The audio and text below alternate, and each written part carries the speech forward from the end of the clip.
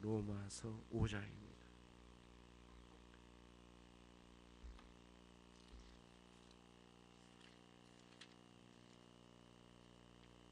로마서 5장 1절로 8절 말씀.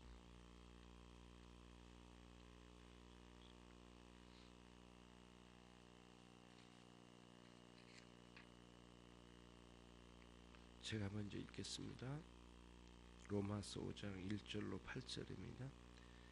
그러므로 우리가 믿음으로 의롭다 하심을 얻었은즉 우리 주 예수 그리스도로 말미암아 하나님으로 더불어 화평을 누리자. 2절입니다. 시작.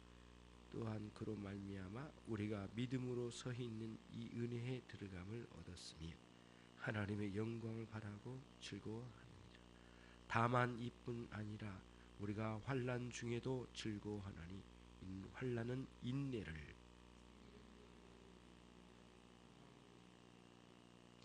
소망이 부끄럽게 아니함은 우리에게 주신 성령으로 말미암아 하나님의 사랑이 우리 마음에 부은 바 됨이니.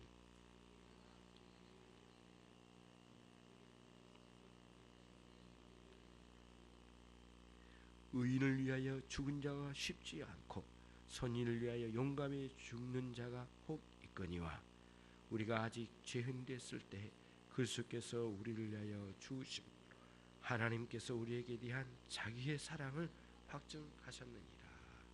아멘. 오늘의 교리 문답입니다. 대요리 문답 제 83문. 무형 교회 회원들이 현세에서 그리스도와 함께 누리는 영광의 교통이란 무엇입니까? 회원들은 그들의 머리이신 그리스도의 지체이므로 현세에서 그리스도와 함께 영광의 첫 열매를 누리며 그 안에서 그가 소유하신 영광에 참여하게 되며 그 보증으로 하나님의 사랑과 양심의 화평과 성령의 기쁨과 영광의 소망을 누리게 됩니다. 반면에 하나님의 보복하시는 진노와 양심의 공포와 심판에 대한 두려움 등이 악인들에게 따르는데 이것들은 그들이 사후에 받을 고통의 시작인 것입니다.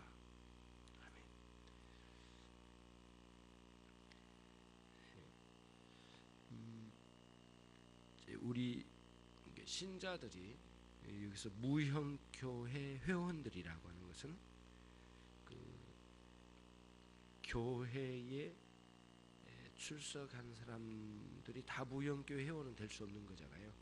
진실한 참된 신자들이 무형교회를 이루고 있는데 그 무형교회 회원들이 이 현실 이 세상에서 누리는 그 은혜의 세계를 누리고 있는 것인데 이 은혜의 세계를 누리는 것은 앞으로 다가올 저 하나님의 나라에서 우리가 누리게 될 영광을 지금 우리가 미리 맛보면서 산다는 것을 설명하려고 해요.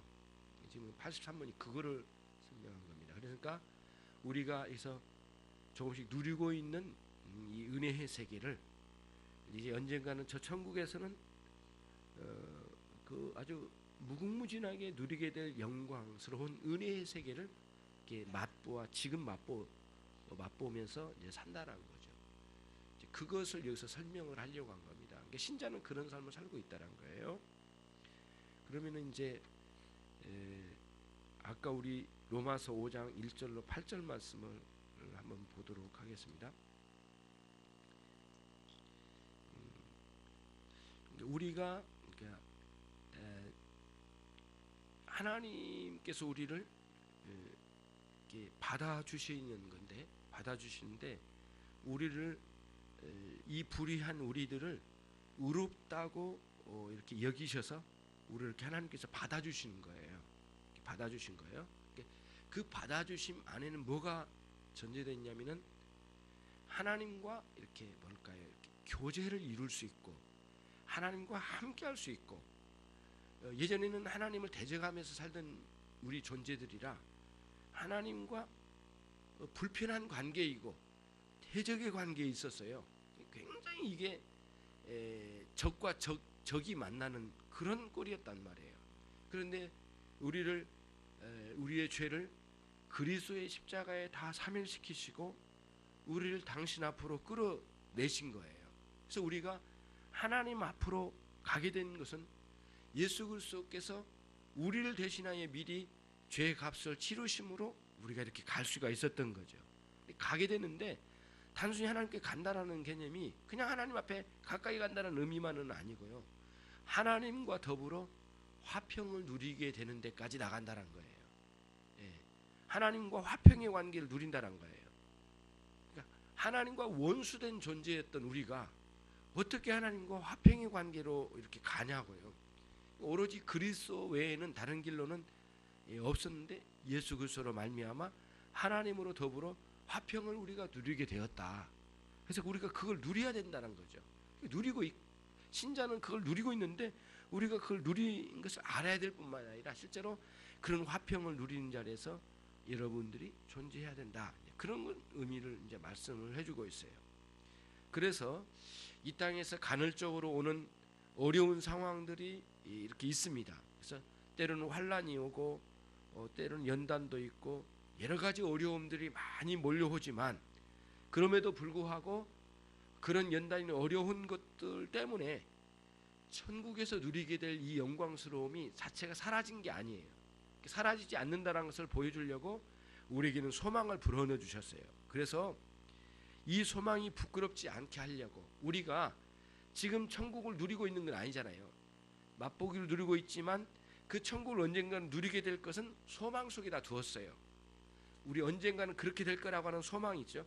그 소망에다 두었어요. 근데 그 소망이 만약에 저 천국에 일어날 것이 천국에서 이루어질 영광이 없어지거나 사라진다면 그 소망이 얼마나 부끄럽습니까? 그렇죠?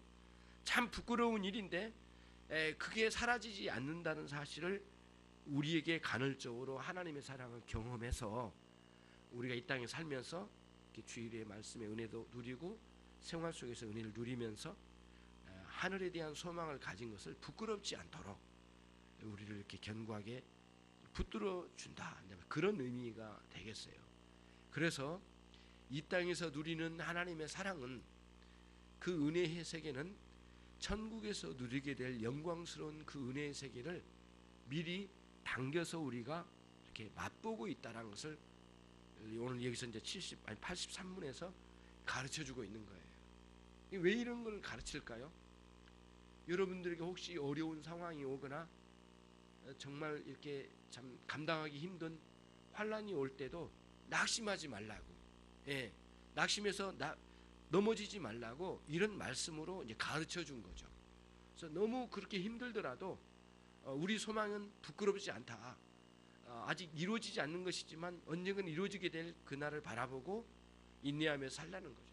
참 어렵고 힘든 과정들을 많이 우리가 겪어요. 그래서 때로는 생각이 들어요. 왜 내 인생에는 이렇게 어려움이 많을까? 그런데 그 어려움 속에서 하늘의 소망을 가지고 낙심하지 않도록 오늘 83문이 우리에게 이제 이렇게 가르쳐 주고 있는 것이에요.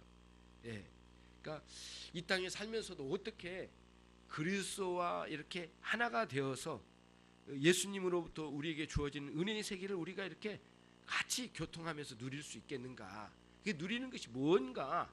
그거를 오늘 이제 배우게 되는 것이에요. 자, 그러면은 오늘 대유리분답 그 안으로 들어가 보겠습니다.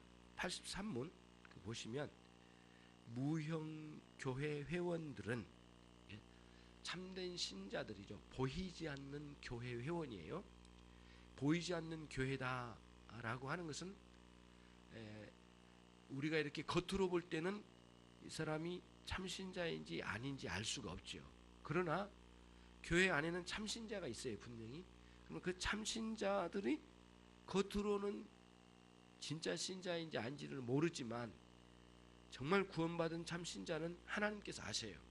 그런 참신자들의 전체를 하나로 묶어서 하나님의 진정한 교회라고 하고 그 교회를 눈으로 확인할 수가 없기 때문에 육안으로 확인할 수 없기 때문에 무형교회다. 눈으로 볼 수 없는 교회다. 이렇게 이제 보이지 않는 교회로 설명을 하는 거예요. 그러면 보이는 교회는 뭘까요? 오늘 우리 이렇게 모이잖아요. 이렇게 사람 보이잖아요. 이렇게 함께 모이는 모임이 보이지 않습니까? 그거는 유형 교회라고 해요. 예. 그러니까 유형 교회 안에 무형 교회가 있겠죠. 보이지 않는 교회. 그러니까 진실로 회개하여 참신자 그분들은 하나님이 구원하실 자로 알고 계셔야 다. 그리고 그런 사람 각자 회개하여 진실로 자기가 구원의 확신을 가진 사람들은 알고 있죠. 그런 무형 교회 회원들이에요. 그 사람들은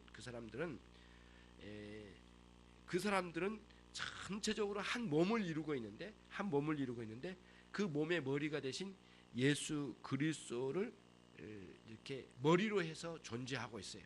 그러니까 머리는 몸과 함께 연결되어서 머리에서 생각한 게 몸에서 활동하고 활동하는 모든 것들이 또 이렇게 머리로 연결되어서 머리와 몸을 뗄래야 뗄 수 없고, 그렇죠? 뗄래야 뗄 수 없는 그런 관계로 예수님과 우리 사이의 관계를 딱 잡아주셨다는 거예요. 그런 관계 속에 우리가 들어가 있다는 거예요. 그 사람들은 현세에서 그리스도와 함께 영광의 첫 열매를 누리게 된다. 그렇게 됐어요. 영광의 첫 열매라고 하는 건 뭐냐면은 천국에서 누리게 될, 아직 이루어지진 않았어요. 천국에서 이루어질 그 하나님의 영광스러움을 맛보게 될 거 아니겠습니까? 매일 하나님의 사랑을 경험하게 되고 하나님께서 놀랍게 당신 자신을 이렇게 드러내 계시해 주실 거예요. 천국에 가면 자꾸 하나님에 대해서 알게 될 거예요. 우리가 하나님에 대해서 깊이 알면 굉장히 기쁘고 감사가 넘치죠. 감격하고 그런 것들이 이제 아주 무궁무진하게 일어나는 천국의 현상이 있을 거예요. 그 일이 아직은 안 일어났지만 지금 일부분 조금씩이라도 우리에게 떼어서 경험시켜 준 거예요. 그래서 첫 열매라고 해요. 그래서 첫 열매란 용어는 이스라엘 백성들이 농사 지을 때 쓰는 용어예요. 왜냐하면은 1년 농사를 지으면 이렇게 열매를 딸 때 첫 열매를 먼저 따는 거예요. 먼저 익은 열매를 따주고 그거를 하나님께 이렇게 제물로 바쳐요. 그러니까 첫 열매를. 그럼 첫 열매를 드릴 때 들판에는 굉장히 많은 곡식이 있지만 그 일부분의 열매를 따주고 하나님께 드릴 때는 이 첫 열매를 대신 드렸지만 사실은 들판에 있는 모든 것은 하나님께 드린다는 개념으로 첫 열매를 드린 거예요. 그러니까 부활의 첫 열매이신 예수님이 우리를 앞서 부활하신 우리 주님은 첫 열매잖아요. 부활의 첫 열매가 되고 그러면 첫 열매는 바로 뒤에 밖에 있는 많은 들판에 있는 곡식이 같은 의미로 따라온 거잖아요. 그래서 그리스도의 부활은 우리의 부활이 바로 이어진다는 의미로 예수님의 부활은 첫 열매라고 그래요. 그러듯이 동일한 관점으로 저 천국에서 누리를 영광은 굉장히 무궁무진할 거예요. 우리가 여기서 다 표현하지 못할 일들이 있을 거란 말이에요. 그 일들의 일부분을 먼저 여기서 일부분, 거기에 비하면 조금이겠지만 여기서 누리는 은혜가 첫 열매, 그 들판에 엄청나게 많은 곡식이 있는 것처럼 엄청난 하늘나라의 영광스러움을 여기서 맛보아 조금씩 누리는 것을 첫 열매로 누린다는 거예요. 누구와 함께? 그리스도와 함께, 우리 주님과 함께.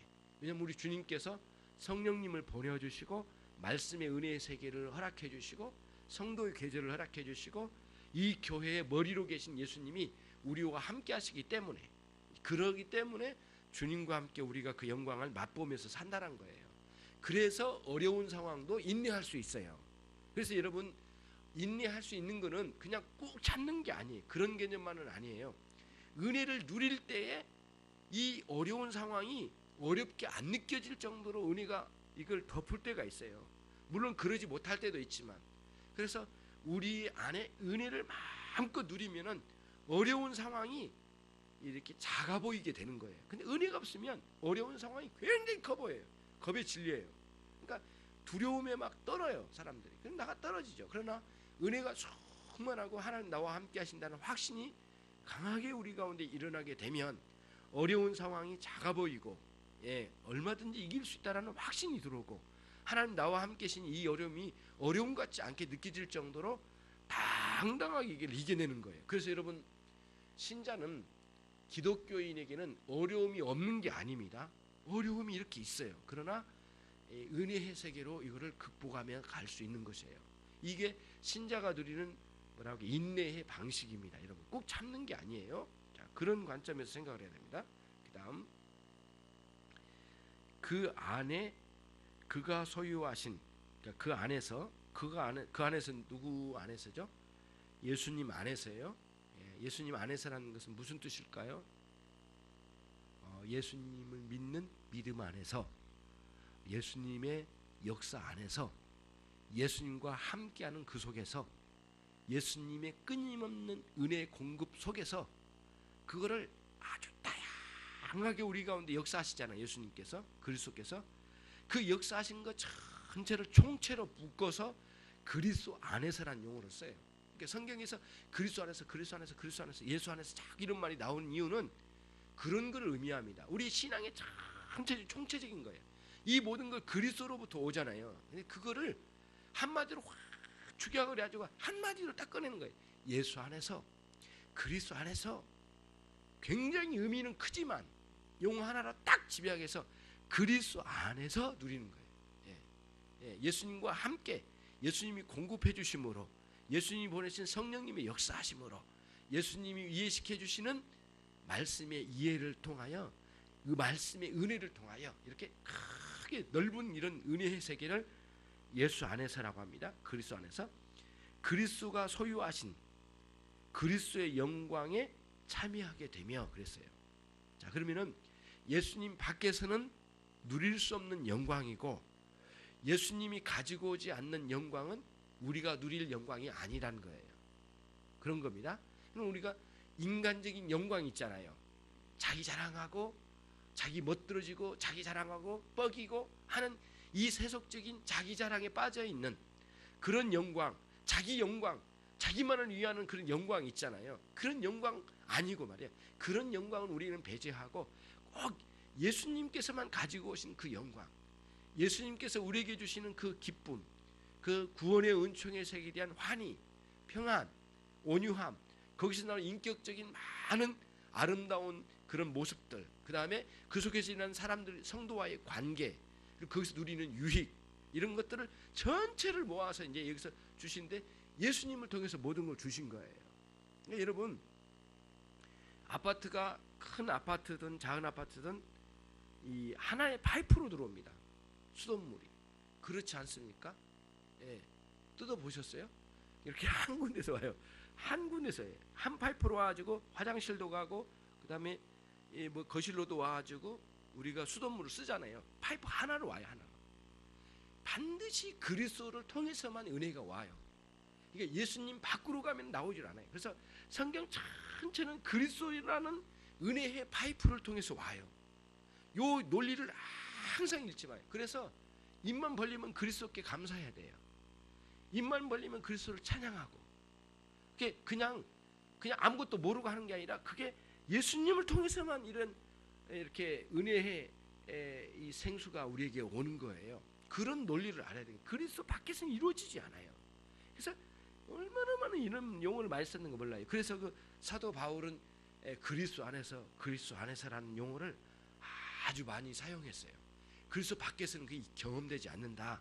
그런 의미가 되겠어요. 예수님 안에서 예수님이 소유하신 그 예수님의 영광에 우리가 거기에 참여시켰다는, 우리를 참여시켜줘가지고 우리도 거기서 그걸 누리게 됐다는 거예요. 예수님의 그 영광을 우리도 맛보면서, 여기서 조금씩 맛보면서 누리며 산다는 거예요. 근데 여러분 이제 이걸 생각해 보셔야 됩니다. 예수님은 생애 기간 동안에 처음부터 끝까지 핍박이었어요. 태어나신 순간부터 예수님을 어떻게 하든 죽이려고 이 사단이 계략을 피웠잖아요. 애굽을 피신했다가 다시 오셨잖아요. 그랬잖아요. 그래서 나사렛이라는 그 동네로 이렇게 들어오시잖아요. 그 시골이거든요. 나사렛이라는 동네 굉장한 시골이라고 알려져 있어요. 작은 시골이고, 저 북쪽에 이 수도권 쪽에서는 알아주지도 않는 변방 시골이에요. 저 시골에. 그리고 거기서 말씀을 전하시고, 또 나중에는 예수님께서 이렇게 공생애를 이제 시작할 무렵에는 예수님 어디로 이사 오셨냐면은 가버나움으로 이사 오셨어요. 예수님도 이사하셨습니다. 이사짐 센터가 있었는지 모르겠지만 아무튼 예수님이 나사렛에 가버나움으로 이사 오셨어요. 근데 가버나움이 이렇게 갈릴리 호수로 딱 끼고 있는 곳이에요. 예.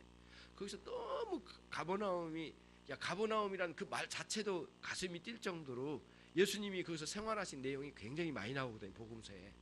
그래서 어느 날 이렇게 보니까 가버나움이라는 이렇게 그림이 있더라고요. 그래서 너무 마음이 들어서 이렇게 그 박성호 사모한테 좀 하나 그려달라고 그랬더니 감이 잘 안 오더라고요. 그려놨는데 이게 가버나움인지 동네 이렇게 호수인지 알 수가 없어요. 그래서 야, 이거 아닌 것 같은데, 그래서 정확한 그림이 안 나와가지고 가버나움이 이렇게 집도 하나 있고 큰 이렇게 정전나무 같은 것도 있고 그다음에 배가 하나 딱 들어오는 장면인데, 거기 이제 이렇게 가면은 그 성지순례 가는 사람들이 그런 가버나움 같은 데서 예배도 드리고 예수님께서 말씀 전했던 장소에서 그런 장면도 연출도 하고 막 그런가 봐요. 아무튼 이사를 이렇게 오셨어요. 그런데 가는 곳마다 핍박이에요. 예. 그리고 예수님께서 그 나사렛이라는 동네에서도 예수님이 좀 나가 주셨으면 좋겠다고 막 이렇게 아주 구박을 할 정도로 가는 곳마다 진리를 전하면 이 어리석은 인생들이 말씀 받아들이지 않아요. 근데 말씀을 받아들이고 그 정말 주님을 의지한 사람들은 병도 낫고 구원도 받고 놀라운 변화를 얻게 됐어요. 가는 곳마다 그랬거든요. 그 사람들은 예수님을 그렇게 아주 따르면서 믿음 안에서 살던 사람들이 이렇게 있었잖아요. 예수님께서 그렇게 이제 영광을 누리셨어요. 근데 예수님께서 영광을 누리신 것 같은데 대부분은 고난의 세월의 영광이었어요. 고난 속에서도 영광이에요.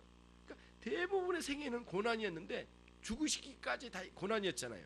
그런데도 영광을 누린 거예요. 하나님의 영광은 당신 안에서 마음껏 누리시면서 밖으로부터 오는 고난을 마음껏 당하셨어요. 여러분의 인생에 어려움이 오는 거에 대해서 그렇게 너무 어렵게 생각하거나 이러지 마시고요. 오히려 내 안에는 하나님의 은혜를 마음껏 누리면서 밖에서 오는 어려움에 대해서도 흔들림 없는 신앙으로 세워져 가는 것, 이거를 오늘 여기서 이야기한 거예요. 그래야 된다는 거예요. 그거를 83문에서 이야기한 거예요. 예? 연세 드시니까 온몸이 쑤시고 아프죠. 너무 힘들어서 막 이런 겁이 안 나세요? 저도 그러거든요. 하나가 뭐가 이렇게 잡혀 그러면은 아파. 이거 암이다 이거. 속으로 그래. 이거를 수술해가지고 언제 떼어내냐, 이거 막 내가 떼어내고 바로 와서 또 주의를 예배 인도할 수 있을까, 막 언제 월요일날 뛰고 와가지고 쉬었다가 와야 될까, 별 생각을 상상을 다 한 적이 있어요. 막 그러거든요. 언제 뭐가 다 잡히면 이거 암이다, 이거 말을 못 하겠고 이거 어떻게 하지.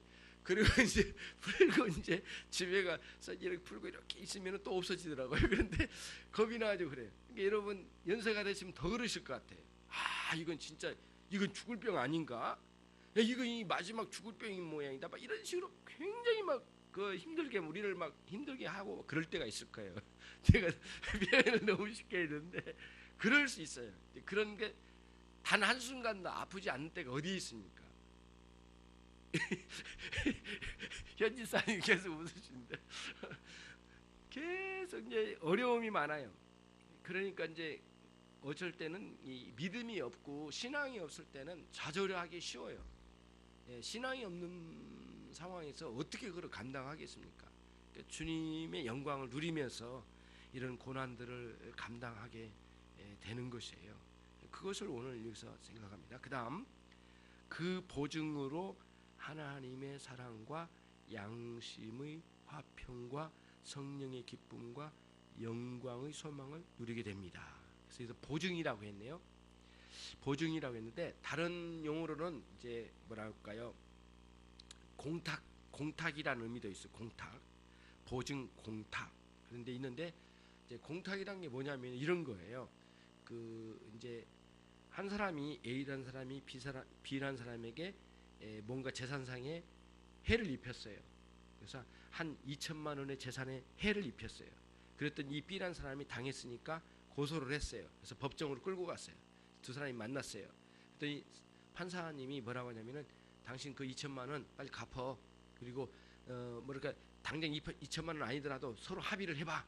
그래서 2천만 원을 하든지 뭐 1,800을 하든지 한번 합의를 해가지고 다시 와. 이렇게 해가지고 보낸단 말이에요. 합의해라고 보내줘요. 그럼 두 사람이 만나 책상에서 막 이렇게 하려고 했더니 도저히 안 돼. 이 사람이 2천만 원 손해봤는데 정신적인 피해까지 너 4천만 원 줘. 이렇게 확 밀어붙였어. 그랬더니 나 4천만 원 못 줘. 그러니까 합의가 안 되잖아요. 그때 이제 어떤 제도가 있느냐면은 공탁금을, 예를 들면 2천만 원 손해 봤으니까 2천만 원까지는 꼭 못 주더라도 내가 있는 한도는 1,500만 원밖에 없어. 도저히 2천만 원 못 줘. 그래서 1,500만 원을 공탁소에다가 이렇게 돈을 넣어줘요. 이렇게 법원에다가 나는 1,500만 원 최선을 다해서 돈을 벌어가지고 갚으려고 합니다. 이 정도 성의를 보이니까 1,500만 원 드립니다. 1,500만 원 딱 맡겨놔요. 그리고는 자기가 이 사람은 합의 못 봤으니까 나 합의는 안 될 것 같아. 내가 돈이 너무 부족하고 이 사람 요구사항이 너무 많아요. 안 될 것 같아요. 합의는 잘 안 되네요. 공탁금 딱 1,500을 맡겨놓고 그 증서를 갖다가 어디다 올리냐면은 판사 앞에다 딱 올려놔요. 그럼 판사는 이 사람이 합의를 하려고 했는데 합의가 안 됐다면서 당신 2천만 원 손해받는 4천만 원 달려간다 하면서 이렇게 해서, 그런데 이 사람이 공탁금 1,500을 맡겨놨네. 야 이 사람아, 그동안에 뭐 피해도 받겠지만 이 사람 최선을 다했으니까 1,500만만 받고 가. 그리고는 공탁금 찾아가 이 사람아. 그리고 딱 끝내. 그리고는 판사가 끝내버릴 수가 있어요. 공탁금이에요. 그러니까 뭐랄까요, 갚은 것과 거의 다르지 않는 그 효과를 발휘하도록 공탁금을 딱 넣어놓는 거예요. 그러니까 이 땅에서 누리는 은혜는 하늘나라에서 누리는 영광과 별반 다르지 않는 그런 질적인 그런 요소를 가지고 여기서 누리게 된다는 거예요. 본질은 같아요. 천국에서 누릴 영광과 이 땅에서 누리는, 때로는 희미하기도 하지만 그 은혜를 누리는 것은 천국에서 누릴 것과 다르지 않는 그 무엇을 누린다는 거예요. 누리고 있다는 거예요. 그런 의미에서 보증, 그렇죠? 그 보증이 뭐냐면은 천국에서 누릴 영광에 대한 보증으로 뭐뭐를 누린다고요? 하나님의 사랑을 누린다는 거예요. 하나님의 사랑을 누리게 되고, 그 다음에 우리 마음에 어떤 거예요? 양심의 화평이에요. 양심의 화평, 평화로운 마음이죠. 왜냐하면 하나님과의 관계가 회복되었기 때문에. 그 다음에 성령님의 기쁨, 성령님께서 주시는 기쁨. 그 다음에 영광의 소망, 영광, 그 영광스러운 하늘나라의 영광 있잖아요. 그거에 대한 소망을 품어요. 이런 것들을 우리가 이 땅에서 누리게 된다는 것이에요. 그러니까 우리 신앙생활은 그런 내면의 세계가 실제적으로 일어나기도 하고 또 밖으로 표현되어지기도 하고, 그래서 오전 설교처럼 밖으로 사람들과의 관계가 완전히 달라지는 현상으로도 드러나요. 이 사람이 변하면 그렇게 드러나지 않을 수가 없어요. 그런 변화가 일어나거든요. 그러나 그 밖으로 드러나는 것도 있지만 내면의 세계에서 누리는 것도 만만치 않아요. 굉장히 놀라운 이런 세계를 누려요. 그래야만 우리의 영혼, 마음과 이 심령의 건강함을 유지하고 담대함으로 이 세상을 이기면서 살아가게 되는 것이에요. 그런 누리는 세계를 갖는다는 거예요. 여러분과 제가. 그거는 천국에서 누릴 걸 여기에 땡겨서 우리가 맛보기로 누리고 있다. 그거를 여기서 이제 말씀드리고 싶은 거예요. 지금 83문은 그거를 이야기한 겁니다. 그러므로 지금 누리는 이 은혜에 어찌 보면 좀 희미하기도 하고 짧은 시간에 누렸을 수도 있고 여러 가지 있지만, 그래도 지속적으로 가져다 주시는 그리스도의 은혜 안에 우리가 누리고 있는 세계를, 은혜를 누리고 있잖아요. 지금 그 은혜는 천국에서 누릴 것을 지금 누리고 있으니까 위로를 얻고 지금 어려운 상황을 인내하며 극복하라, 그런 말씀이에요. 지금 그 내용이 오늘 83문에서 우리에게 설명한 거예요. 여러분에게 각자 다를 거예요. 어려움은 어떤 분은 가족을 잃은 사람도 있어요. 너무 일찍 가족을 잃어가지고 가슴 아파한 사람도 있고, 오랫동안 기도했는데 이루어지지 않아가지고 너무 힘들어서 어떤 일이 이루어져야만 내가 그 다음에 일도 하겠는데 안 이루어진 경우, 그 다음 또 어떤 분은 너무 오랫동안 내게 병이 생겼어요. 그래서 병이 생겨 너무너무 고통스러운 상황이 계속돼. 사업을 하는데 사업이 풀려지지 않아. 어디까지, 아무튼 여러분이 누리는 상황 속에서 굉장히 많은 상황이 어려움이 있어요. 그런 상황 속에서 이제 여러분들이 받는 이 고난이 있잖아요. 그 고난을 이런 은혜의 세계로 우리가 마음껏 누리면서 이거를 극복해 나가는 길들을 오늘 여기 우리에게 제시해 주려고 했던 거예요. 그거를 말씀드린 겁니다. 자, 그러면 이제 이거 한 가지를 이제 말씀드리고 정리를 해볼게요. 왜 그러면 우리가 고난과 이 어려움을 당하는가 문제예요. 하나님 왜 하필이면 우리에게 그런 어려움을 주실까? 근데 그게 하나님의 측면보다는 우리 측면에 눈을 떠야 돼요. 우리 측면에 뭐가 문제 있느냐면은, 첫 번째는 뭐냐면은 우리 안에 있는 죄의 본성이에요. 죄성이 남아져 있어요. 죄성이 있어서 끊임없이 넘어진 거예요. 신자 안에, 참 신자 안에도 죄성이 남겨져 있다, 그 뜻이에요. 그것 때문에 어려움이 끊임없이 온 거예요. 그 다음에 이제 두 번째는 뭐냐면은 우리 그리스도인도 참 신자들 안에도 뭐랄까요, 이 육체의 사멸성이 있어요. 사멸성이 뭐냐면은 그 우리 육체와 이 땅에 존재하는 것들이 자꾸 사멸하여 없어지는 거예요. 사라지고 닳아서 없어져 가는 거예요. 서서히 없어져 가는 거거든요. 여러분 이렇게 있지만은 100만 년 후에 여기 있겠습니까? 10,000년 후에 여기 있겠습니까? 이 산화돼서 다 뭉그러져가지고 가루처럼 될 거예요. 아예 흔적도 없이 사라질 수도 있어요. 이런 게 언제까지 있겠습니까? 다 지금 사라진 거거든요. 속도는 좀 다르지만은 다 사라지고 있는 거예요. 우리 몸도 그래요. 이렇게 점점 사라지고 있는 거예요. 그래서 겉사람은 후패한다고 하잖아요. 계속 이렇게 사라지고 있는 거예요. 늙고. 너무 자연적인 거예요. 그래서 흰머리 났다고 너무 힘들어하지 마세요. 박성호 사모님 이렇게 흰머리 하나 나와가지고 뭐 너무 힘들어하는데 그럴 일이 아닌 것 같아. 그래 우리가 몸이 약해졌다고 힘들어하지 마세요. 정금래 권사님 이렇게 굉장히 건강하신데 힘들어, 참 고통이 힘들어. 그래도 너무 낙심하지 마세요. 이건 너무 자연스러운 거예요. 이게 자연스러운 거예요. 그러니까 우리의 육체의 사멸성이 계속 있고 육체의 연약성이 항상 누구에게나 다 있는 거예요. 다른 사람 다 건강하고 어떤 분이 나한테 그러더라고요. 이 목사님은 한 번도 아픈 적을 못 봤어요. 그래요. 그래서 너무 그 말에 너무 속상하더라고요. 나는 진짜 너무 힘들어 아픈 적이 많은데 어떤 분은 그래요. 목사님은 아픈 적이 없는 것 같아요. 꼭 나 아프지 않을 때만 봤기 때문에 그렇지. 내가 아플 때는 나도 굉장히 막 어쩔 줄 모르고 그런데 다 그런 약함이 다 있는 거잖아요. 그렇잖아요. 연약성이 다 있는 거예요. 세 번째는 이제 세 번째는 이겁니다. 이 신자를 이렇게 뭐랄까 이렇게 둘러싸고 있는 외부로부터 둘러싸고 있는 죄예요, 죄. 그리고 이 세상에 이렇게 둘러싸고 있는 고통이 항상 주변에 깔려 있어요. 고통스러운 일이 밖에도 깔려 있고 내 안에도 연약성이 있고 밖에도 이런 죄성이나 그 다음에 이런 죄악이 깔려 있고 이런 고통의 요소들이 끊임없이 깔려 있어요. 그러니까 내 안쪽과 밖에 일어나는 거예요. 그래서 항상 기독교에서 고난을 말할 때는 고난은 안팎으로 일어난다고 그래요. 고난은 내 안쪽에서도 고난이 있고 밖에서도 고난이 와요.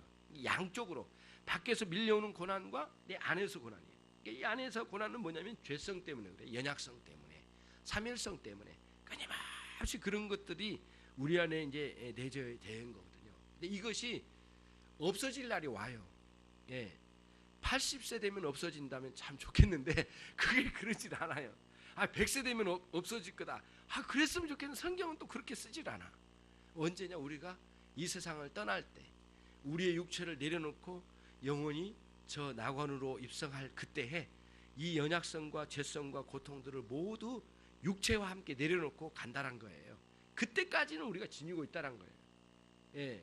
그러니까 현세만 바라보면 암울해요. 그렇죠? 저 천국에 대한 소망이 없으면 끝까지 그런 어려운 안팎으로의 고난이 끊이지 않는 가운데 살아가게 될 것이에요. 그 다음 이런 사멸성이 최후의 마지막에 사라진 때가 있어요. 우리의 사멸성이 마지막으로 끝낸 때가 있어요. 그때가 언제냐면 우리가 죽을 때가 아니에요. 천국 갈 때가 아니에요. 언제겠어요? 부활할 때, 부활할 때. 아까 죄성이나 이런 것들이 없어진 거는 우리가 죽을 때이고 마지막 사멸성 이런 것들이 마지막으로 없어진 때가 언제냐면 부활할 때예요. 다시 말하면 우리의 몸이 이 사멸성과 연약성 가운데서 벗어나서 부활체로 변할 때. 그래서 여기서 이제 한 가지 생각해야 될 게 뭐냐면은 아담의 범죄로 인하여 죄의 영향력이 어디까지 미쳤을까요? 부활하기 전까지. 아담의 죄의 영향력이 어디까지? 부활하기 전까지. 시간적으로 볼 때 부활하기 전까지 영향력이 미친 겁니다. 그러나 우리가 중간 상태로 있을 때 영혼만 가 있는 그 상태에서는 이런 죄성이나 이런 것들이 모두 벗겨지고 영혼만 가지만 마지막 최후에 우리 육체가 부활하여 완전히 영혼과 한 몸이 되어서 완전하게 부활체로 이루어질 그날 때까지는 아담의 범죄의 영향력이 거기까지 미치게 되는 거예요. 그러니까 부활의 영광은 최종적으로 아담의 범죄의 영향력을 끝내는 순간이에요. 그때까지가. 그런 그림을 먼저 가지고 있어야 되겠어요. 이제 우리가 남은 생애를 이런 관점에서 이제 생각해 보도록 하겠습니다. 그래서 그런 관점으로 83문을 읽기 바라고요. 그 다음에 나오는 반면에 하나님이 보복하시는 진노와 양심의 공포와 심판에 대한 두려움 등이 악인들에게, 불신자들에게 따르는데 이것들은 그들이 사후에 받을 고통의 시작인 것입니다. 그건 오늘 다음에 하기로 하고요. 오늘 여기까지 마치도록 하겠습니다. 천국에서 누릴 영광을 맛보아 누리는 풍성한 은혜의 삶을 여러분들이 마음껏 누리시기를, 그렇게 되기를 주님의 이름으로 축원합니다. 기도하겠습니다. 우리 함께 하나님, 이 땅에서 누리는 은혜에 대해서 생각해 보았습니다. 하나님, 천국에서 누릴 영광의 맛을 여기서 맛봄으로 표본적으로 누리게 될 이 은혜를 우리 가운데 풍성하게 허락해 주옵소서. 기도하겠습니다.